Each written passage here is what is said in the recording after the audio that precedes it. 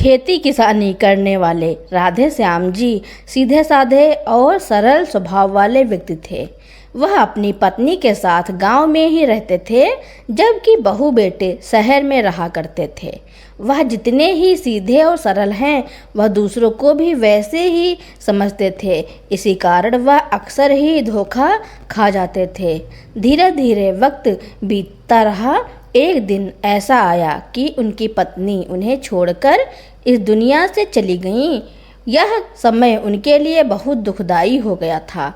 राजस्थान के एक छोटे से गांव में रहने वाले राधे श्याम जी 1 वर्ष पहले तक अपनी पत्नी नम्रता जी के साथ अपने गांव में रहा करते थे और खेती बाड़ी किया करते थे। उनके 2 बेटे थे और 1 बेटी थी। दोनों बेटे इंजीनियर और बेटी पुलिस विभाग में ऑफिसर थी। दोनों ही बेटे शहर में रहा करते थे। बेटी का भी विवाह हो चुका था और 1 वर्ष पूर्व ही उनकी पत्नी नम्रता की मौत हो चुकी थी। पत्नी क्या गई कि उनकी तो जैसे जिंदगी ही चली गई थी। बेटे बहू औपचारिकता निभाकर अपने अपने घर चले जाते थे। गांव में अकेले रह गए थे राधे श्याम जी, जिन्होंने 1 गिलास पानी भी कभी स्वयं उठाकर नहीं पिया था। अब चूल्हे पर रोटियां सेकने लगे थे। चूल्हे के धुएं से अक्सर उन्हें खांसी आने लगती थी। वे दमे के मरीज थे।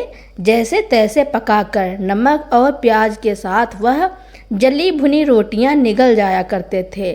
पर बेस्वाद खाना खाते खाते पत्नी के हाथों के बने खाने की याद करने लगते तो आंखों से आंसू आने लगते। अकेलापन इस कदर बढ़ गया था कि वह अपनी मर चुकी पत्नी की तस्वीर हरदम हाथ में लिए रहते थे और उन्हीं से बातें करने लगे थे। कुछ गांव के लोग उन्हें ऐसे देखकर उनका मजाक बनाते, जबकि पड़ोसी उनकी हालत को समझते थे। वे जानते थे कि यह पागलपन नहीं, अकेलापन है जो उन्हें अंदर ही अंदर खाए जा रहा है। राधे श्याम जी की ऐसी हालत देखकर उनके पड़ोसियों ने उनके बेटे को फ़ोन किया और उनकी मानसिक स्थिति के बारे में सूचना दी और उन्हें अपने साथ ले जाने को कहा। बूढ़े पिता को अपने पास रखने के लिए दोनों बहुएं राजी नहीं हुई थी, परंतु लोग लाज के डर से उनके दोनों बेटे उन्हें अपने साथ शहर ले आए।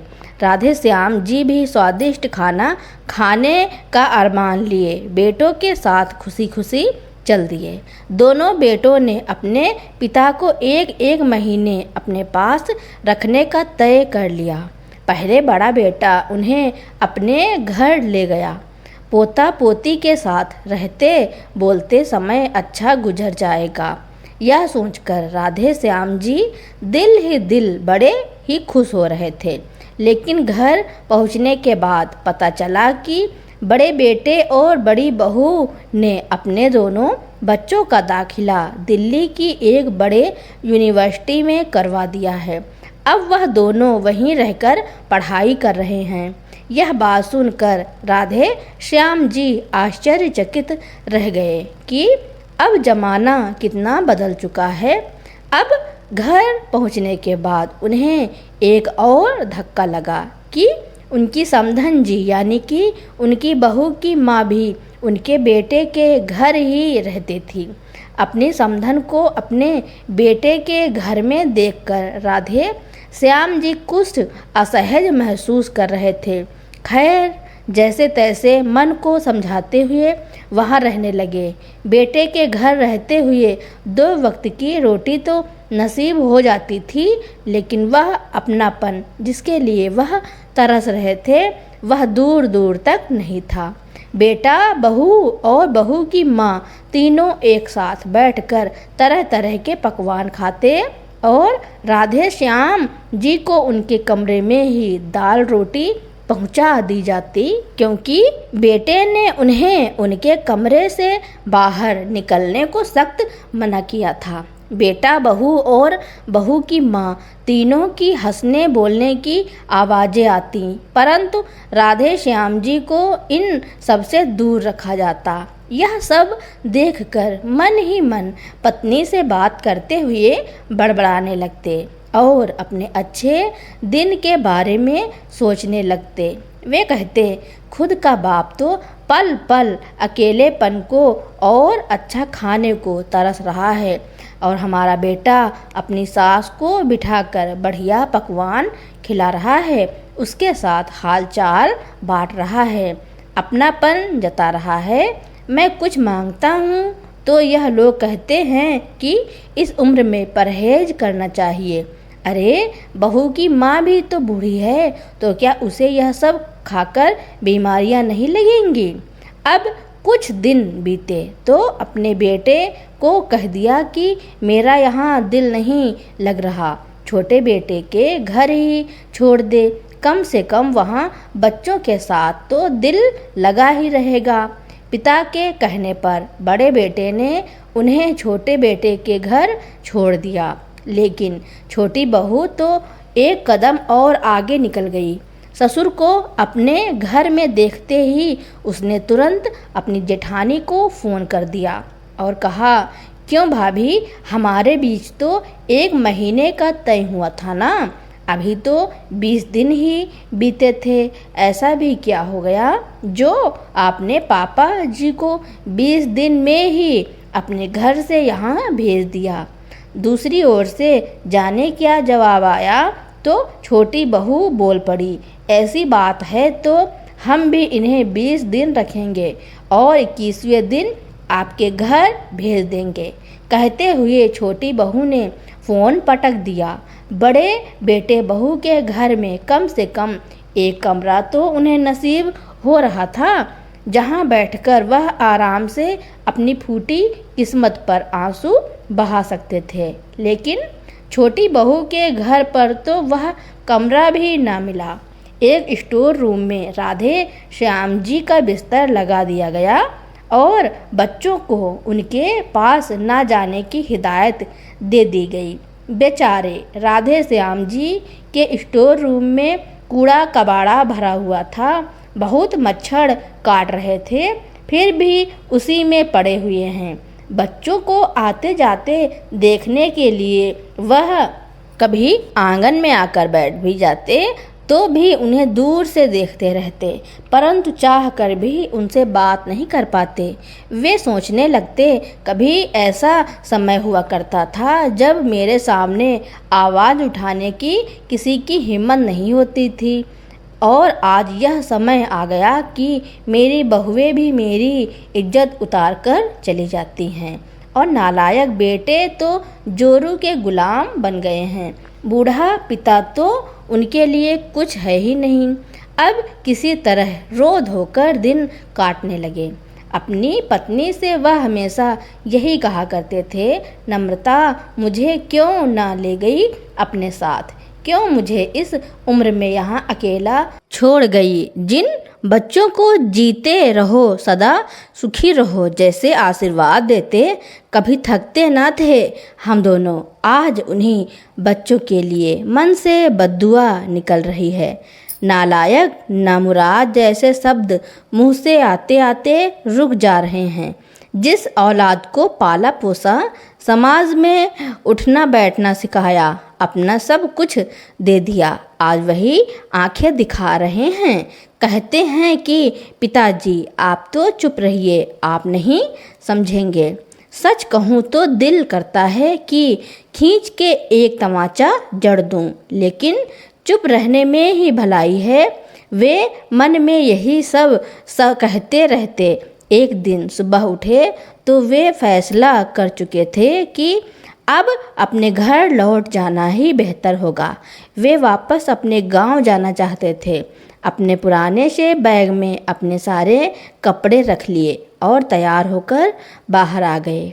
बेटे ने उन्हें हैरानी भरी नज़रों से देखा, लेकिन इससे पहले वह कुछ पूछता राधे श्याम जी बोल उठे, बेटा अब मैं यहाँ नहीं रहना चाहता, बेहतर होगा कि मुझे बस अड्डे पर छोड़ दे, आगे मैं खुद चला जाऊँगा। ससुर जी की यह बात सुनते ही छोटी बहू के चेहरे पर चमक आ गई। और खुशी से बोली, मैं तो पहले ही कह रही थी कि पिताजी का यहाँ दिल नहीं लगेगा, वह अपने गांव में ही ठीक हैं। आप जल्दी से उन्हें बस अड्डे पर छोड़ आइए, फिर आपको ऑफिस भी तो जाना है। ऐसा कहकर छोटी बहू अपने काम में लग गई और पत्नी की आज्ञा का पालन करते हुए जब छोटा बेटा उन्हें बस अड्डे पर छोड़ने आया तो अपनी जेब से 1000 रुपये निकालते हुए बोला, बाबूजी यह पैसे रख लीजिए, रास्ते में काम आएंगे। राधे श्याम जी ने ध्यान से देखा तो वह वही फटे पुराने नोट थे जिसे ना तो दूध वाला लेने को तैयार था और ना ही सब्जी वाला। कभी राधे श्याम जी अपने बेटे के चेहरे को देखते तो कभी मैले कुचैले और बीच में फटे हुए नोट को। एक बार तो दिल में आया कि उस नोट को वापस बेटे के हाथ में रख दे कि इस नोट को अपने पास ही रखो, मैं तुम्हारे इन मेहरबानी के बिना भी अपने घर वापस जा सकता हूँ। इससे पहले कि वह कुछ बोलते उनके बेटे ने कहा, वह क्या है ना पिताजी, शहर में महंगाई ज़्यादा है और तनख्वाह भी कम है, इसलिए इससे ज़्यादा मैं नहीं दे पाऊँगा। तभी राधे श्याम जी ने अपने गुस्से की ज्वाला को मन ही में दबाते हुए बोले, बेटा कोई बात नहीं, तुम जाओ, मैं चला जाऊँगा। राधे श्याम जी का बेटा बस से उतर गया और बस धीमी गति से चल पड़ी। गांव में अपने घर पहुँचे तो राधे श्याम जी को कुछ संतुष्टि हुई। उन्होंने अपने गमछे से अपना पसीना पोंछा और खटिया पर लेट गए। आह कितनी शांति है यहाँ, लेकिन फिर से वही अकेलापन और फिर से वही धुआं उगलता चूल्हा। परंतु फिर भी बिना किसी के दो बातें सुने आराम से रोटी तो खाएंगे, इस बात का सुकून था उन्हें। कभी मन किया तो रोटी बना लेते, नहीं तो उदास हुए लेटे रहते। धीरे धीरे शरीर और तबीयत ढलने लगा और तबीयत खराब रहने लगी। कभी कभार पड़ोसी मिलने आते थे तो कभी उन्हें दवाई वगैरह दे जाते थे। दमे की बीमारी के कारण उनकी हालत थोड़ी और बिगड़ गई थी। कमजोरी के कारण रोटी बनाने में भी लाचार हो गए। उनके पास जितने भी पैसे थे, बैंक बैलेंस, यहाँ तक कि पत्नी के जेवर, सब उनके बेटों ने अपने अधिकार में ले लिया था। उनके पास था ही क्या, एक घर, बस वहीं भूखे ही चारपाई पर पड़े रहते। पड़ोसियों ने बेटों को फ़ोन लगाकर खबर भिजवा दी, लेकिन अपने ही परिवार में मस्त दोनों बेटों को पिता से मिलने आने की कोई ज़रूरत महसूस नहीं हुई। भूखे रहने के कारण उनकी हालत दिन ब दिन बिगड़ती जा रही थी। अब तो गांव के रिश्तेदार और पड़ोसी ने भी बेटों को फ़ोन करना बंद कर दिया था, क्योंकि बेटों ने तो जैसे ठान ही लिया था केवल अपने पिता के अंतिम दर्शन करने ही आएंगे। एक दिन उनकी हालत इतनी बिगड़ गई कि राधे श्याम जी ने बिस्तर पकड़ लिया। वह उठकर बैठने और बोलने से भी लाचार हो गए। पड़ोसियों ने उनके बेटे को फिर से फ़ोन किया और खबर दी कि उनके पिता की हालत बहुत खराब है। यदि वे आखिरी बार उनसे मिलना चाहते हैं तो जल्दी से जल्दी उनके पास पहुंच जाएं। इतना सुनकर दोनों बहुओं के मन में एक खुशी की लहर दौड़ गई। चलो अब रोज रोज के झंझट से हमेशा के लिए छुटकारा मिल जाएगा, नहीं तो आए दिन कभी बुखार तो कभी खांसी, कभी दर्द।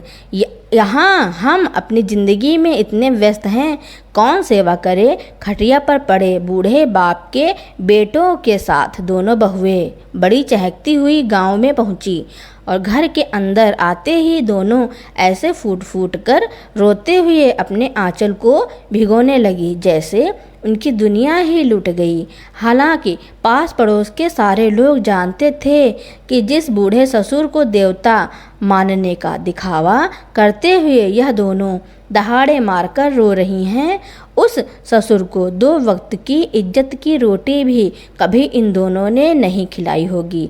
1.5-2 घंटे रोने का दिखावा करके जब भूख लगी तो अपने अपने साथ लाए तरह तरह के खाने की वस्तुएं, चिप्स, सैंडविच वगैरह वगैरह का लुत्फ़ उठाने के लिए कमरे के भीतर चली गईं। राधे श्याम जी खटिया पर बेजान से पड़े हुए थे। हालांकि वह उठ या बोल नहीं पा रहे थे, परंतु सब कुछ देख और समझ पा रहे थे। आज वे वृद्धा अवस्था की पीड़ा को बड़ी गहराई से महसूस कर पा रहे थे। किस तरह उम्र के आखिरी पड़ाव पर आकर इंसान की स्थिति सड़क के किनारे पड़े कचड़े की तरह हो जाती है। खून के रिश्ते भी एकाएक पराये हो जाते हैं। बीमार पड़े राधे श्याम जी को देखने के लिए रिश्तेदार और पड़ोसी सुबह से आ रहे थे। जैसे ही कोई घर के अंदर आता तो बहू बेटे मुंह लटका लेते। बड़ा बेटा बोलता, क्या बताए, अंतिम समय है, ज़्यादा सेवा ना करवाएं तो ही अच्छा है, वरना हम भी कहाँ नौकरी से इतना समय निकाल पाते हैं। तभी छोटे बेटे ने कहा, भैया मैं तो कहता हूँ कि बाबूजी को ज़मीन पर लिटा देते हैं, न जाने कब बुलावा आ जाए। तभी दोनों बहुएं दहाड़े मारकर रोने लगी, जैसे उनके ससुर जी सच में भगवान को प्यारे हो गए। बड़े अच्छे से बहुओं का यह नाटक देख रहे थे। बूढ़े पिता को ज़मीन पर लिटा दिया गया तो जैसे पूरा गांव ही इकट्ठा हो गया। बड़ी बहू पिता जी की टांगे दबाती तो छोटी बहू वाहवाही लूटने के लिए गीता का पाठ करने बैठ गई। दोनों बेटों ने पिता के लिए कफन का कपड़ा और लकड़ी की टिकटी भी मंगवा ली, लेकिन राधे श्याम जी जस के तस लेटे हुए थे। शाम हुई तो सब लोग अपने अपने घर चले गए। दोनों बेटे और बहुएं जो अभी तक अच्छा बनने का नाटक कर रहे थे, सब लोगों के जाते ही अपनी असलियत पर उतर आए। छोटी बहू अपनी जेठानी से बोली, न जाने कब मुक्ति मिलेगी पिताजी को मुक्ति मिले तो हम बंटवारा करके अपने अपने घर चलते बने। बहुओं की बातें सुनकर राधे श्याम जी अंदर तक आहत हो रहे थे। उनका दिल तो हुआ कि चीख चीख कर पूरे गांव वालों को अपने बेटे बहुओं की असलियत बता दे, लेकिन शरीर में जान ही कहाँ थी कि कुछ बोल पाएं। पिता के पास बैठे बेटे और बहुएं आपस में विचार विमर्श करने लगे। बड़ा बेटा छोटे से बोला, बहुत समय से हमारे घर में कोई समारोह नहीं हुआ, लेकिन इस बार हम गांव वालों को दिखा देंगे कि हम किसी से कम नहीं। पिताजी की 13वीं पर खाने की एक से एक चीज़ रखी जाएंगी। अरे पिताजी को रबड़ी तो बेहद पसंद है, वह भी बनवाएंगे। राधे श्याम जी के मुंह से पानी आने लगा। सोचने लगे कि मेरी 13वीं मेरे जीते जी ही क्यों नहीं कर दी इन लोगों ने। मैं भी भर पेट खा लेता और जीते जी मेरी आत्मा को अंदर तक संतुष्टि मिल जाती। वर्षों से इन पकवानों के स्वाद के लिए वे तरस चुके थे। इस बात को याद करते हुए उनके मुंह से लार बहने लगी। यह देखकर छोटी बहू बड़ी खुशी से बोली, देखिए अब तो पिताजी के मुंह से लार भी बहने लगी। और बड़े बुजुर्ग कहते हैं, जब लार निकले तो समझो अंतिम समय आ चुका है। बड़ी बेसब्री से राधे श्याम जी की मृत्यु का इंतजार किया जाने लगा, लेकिन 3 दिन बीत गए। अब तो दोनों बेटे परेशान लगने लगे कि आखिर बाबूजी की आत्मा बीच में क्यों फंसी है। पिता की मृत्यु का समाचार सुनकर बेटी भी छुट्टी लेकर पिता से मिलने के लिए आई। उसे आया हुआ देखकर भी राधे श्याम जी के शरीर में कोई हरकत नहीं हुई। वे जिंदा मात्र थे, सब कुछ देख रहे थे पर हिलडुल नहीं पा रहे थे, ना ही कुछ बोल पा रहे थे। बेटी भी अपने पिता का अंतिम समय आया हुआ जानकर 2 दिनों तक अपने पिता के घर रुकने के बाद यह बोलकर अपनी ड्यूटी पर चली गई कि उसे बस 2 दिन की ही छुट्टी मिली थी, लेकिन जब पिता की मृत्यु हो जाएगी तब वह जरूर आएगी। बेटी आई और मिलकर चली गई। इसके बाद भी बेटों ने देखा कि राधे श्याम जी के प्राण नहीं निकले। तभी गांव के एक बड़े बुजुर्ग, जिन्हें पूरा गांव जानता था, राधे श्याम जी का पता लगाने के लिए उनके घर आए। तो बेटे बोले, चाचा समझ नहीं आ रहा है कि पिताजी की जान कहाँ अटकी है। फिर वह बुजुर्ग बोले, बेटा कभी कभी कोई ख्वाहिश अधूरी रह जाने से भी जान नहीं निकलती। तुम एक काम करो, अपने पिता की पसंद की खाने की चीज़ बनाओ और उन्हें खिलाओ। हो सकता है वही खाने की ख्वाहिश मन में रह गई हो। अब बहू ने फटाफट रसोई में जाकर बाबूजी के लिए रबड़ी बना दी। जैसे ही रबड़ी लाकर उनके पास रखा तो रबड़ी की खुशबू से ही उनका रोम रोम खिल उठा। बड़े बेटे ने एक चम्मच से थोड़ी सी रबड़ी मुंह में डाला तो राधे श्याम जी बड़ी खुशी से खाने लगे और देखते ही देखते पूरा कटोरा खाली हो गया। लेकिन ससुर के मृत्यु की प्रतीक्षा करती बहुओं के धैर्य की सीमा समाप्त होने लगी। छोटी बहू बोली, मैं तो अपना सामान पैक कर रही हूँ, अब हम और ज़्यादा नहीं रह सकते। हम इतने निठल्ले थोड़ी ना हैं कि किसी की मृत्यु का इंतजार में अपना वक्त गंवाते रहे। तभी बड़ी बहू गुस्से से उबलते हुए बोली, हाँ हाँ, हम तो जैसे कोई कामकाज ही नहीं करते। पिताजी का ठेका तो हमने ही ले रखा है ना। पूरे 20 दिन तक सेवा की थी हम लोगों ने पिताजी की। तुमसे तो 1 हफ्ता भी ना संभाले गए थे। देवरानी जेठानी में जबरदस्त बहस छिड़ गई। बहू के साथ बेटे भी लड़ाई में कूद पड़े। फिर तो ऐसा झगड़ा हुआ कि पूरे गांव ने तमाशा देखा। कुछ लोगों ने आकर समझाया कि पिता मृत्युशैया पर पड़े हैं तो इस समय ऐसी बात करना तुम्हें शोभा नहीं देता। लेकिन उन लोगों को क्या परवाह थी।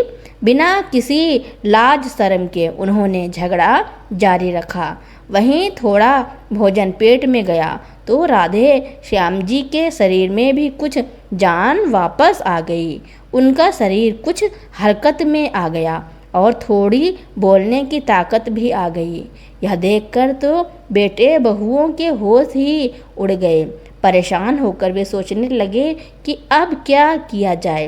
खैर, जैसे तैसे रात बीती और सुबह हुई तो बड़े बेटे ने पिता को भी दूध के साथ ब्रेड खिला दिया। चाय नाश्ता करके वे सब अपने अपने घर जाने को तैयार हो गए। फिर गांव के बड़े बुजुर्गों ने समझाया कि अब उनके पिता भी उनकी जिम्मेदारी हैं और उनकी सेवा करना बेटों का कर्तव्य है, इसलिए उन्हें अपने साथ ले जाएं। अब छोटी बहू अपने पति को एक कोने में ले गई और नाक सिकोड़ते हुए बोली, मेरी एक बात कान खोलकर सुन लो। आप पिताजी को अपने साथ रखने के लिए हरगिज तैयार मत होइएगा। वह तो बिस्तर पर पड़े हैं और मुझसे उनकी गंदगी नहीं उठाई जाएगी। बड़ी बहू ने भी धीमे से अपने पति के कान में कहा, कोई ज़रूरत नहीं है बिना मतलब के आफत मोड़ लेने की। जब बूढ़े पिता को अपने साथ ले जाने में दोनों बेटे आनाकानी करने लगे तो यह सब देखकर राधे श्याम जी की आंखों में आंसू आ गए। हाथ जोड़कर अपने बेटे और बहुओं से बोले, तुम लोग अपने अपने घर जाओ, मैं यहाँ कैसे रहूँगा, मैं यह खुद देख लूँगा। पिता के इतना कहने की देरी थी कि वे सब तुरंत अपना सामान उठाकर चुपचाप निकलते बने और आखिर 5 दिन के चलते आ रहे बेटे बहुओं के नाटक का अंत हुआ। 1-2 दिन और बीते तो राधे श्याम जी की हालत कुछ और सुधरी, लेकिन अब वह गंभीर सोच में डूब चुके थे। उन्होंने एक निर्णय लिया। उन्होंने गांव के सरपंच को बुलाया और अपना फैसला बताते हुए उन्हें अपने अगले कदम के बारे में बताया।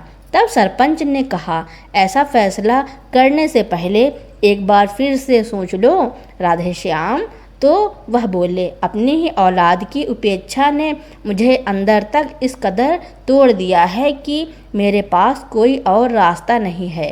राधे श्याम जी ने अगले ही दिन अपने फैसले को सच साबित कर दिया और उसके बाद रोते बिलखते भरी आंखों से अपने घर की मिट्टी को छूते हुए वृद्धाश्रम में रहने के लिए चले गए। करीब 6 महीने बीत गए और एक दिन गांव के सरपंच ने दोनों बेटों को फ़ोन किया और बताया कि उनके पिता परलोक सिधार गए। पिता के जमीन, घर और जायदाद के बंटवारे में दोनों बेटों के हिस्से में क्या क्या आएगा, इस बात का फैसला दोनों ने पहले ही कर लिया था। बंटवारे की पूरी तैयारी के साथ दोनों बेटे गांव पहुँचे। आंसू बहाते हुए पिता के शरीर का अंतिम संस्कार किया और जब घर पहुँचे तो पड़ोसियों और रिश्तेदारों के जाने का इंतजार किए बिना दोनों बहू बेटों ने अपने खेत, जमीन, संपत्ति के सारे कागजात खोजने लगे। खोजते खोजते उन्हें अलमारी में एक पेटी में 1000 रुपये मिले और एक खत भी मिला और एक खत के साथ वह 1000 रुपये भी थे। उस खत में लिखा था, मैं तो एक किसान था, अपनी सारी कमाई तुम तीनों बच्चों की पढ़ाई में लगा दिया, सबकी अच्छे से परवरिश की, किसी चीज़ की कमी नहीं छोड़ी, शहर में मकान खरीद कर भी दिया, बेटी की भी शादी की, पत्नी का सारा जेवर भी तुम लोगों को दे दिया और ऊपर से मेरा बैंक बैलेंस और खेत भी तुम लोगों ने अपने हक में कर लिया। अब बचा मेरे पास एक घर। भला बताओ, जब मैंने इतना कुछ किया तुम्हारे लिए, तब भी बुढ़ापे में इस तरह असहाय होकर वृद्धाश्रम के लिए चला गया, तो फिर आम आदमी का क्या हाल होता होगा। बेटे, मैंने फैसला किया है कि मैं अपना यह घर तुम लोगों को नहीं दूंगा। मैं जिस वृद्धा आश्रम में रहने के लिए जा रहा हूँ, यह घर उसी वृद्धा आश्रम के हवाले मैंने कर दिया है। इस पर तुम लोगों का कोई अधिकार नहीं और मैं अपने 13वीं के लिए कुछ पैसे बचा कर रखे हैं। मैं नहीं चाहता कि तुम लोग मेरी 13वीं पर खर्चा उठाओ। मैं तुम पर कोई बोझ नहीं बनना चाहता। यह खत पढ़कर दोनों बेटे और बहू की नज़र शर्म से नीचे झुक गईं और उन्हें अपनी गलती का एहसास हो गया। लेकिन अब गलती का एहसास होने से कोई फ़ायदा नहीं, क्योंकि राधे श्याम जी तो इस दुनिया से जा चुके थे। तो दोस्तों, राधे श्याम जी ने अपने अंतिम समय में जो फैसला किया उसके बारे में आपका क्या कहना है और यह कहानी आपको कैसी लगी, कमेंट में ज़रूर लिखना। मेरी स्टोरी सुनने के लिए आपका बहुत बहुत धन्यवाद। ऐसी ही इंटरेस्टिंग स्टोरियाँ सुनने के लिए मेरे चैनल को लाइक, कमेंट, शेयर, सब्सक्राइब एवं बेल आइकन का बटन दबाना ना भूलना, ताकि मेरी नई नई स्टोरियाँ आप तक पहले ही पहुँचती रहें।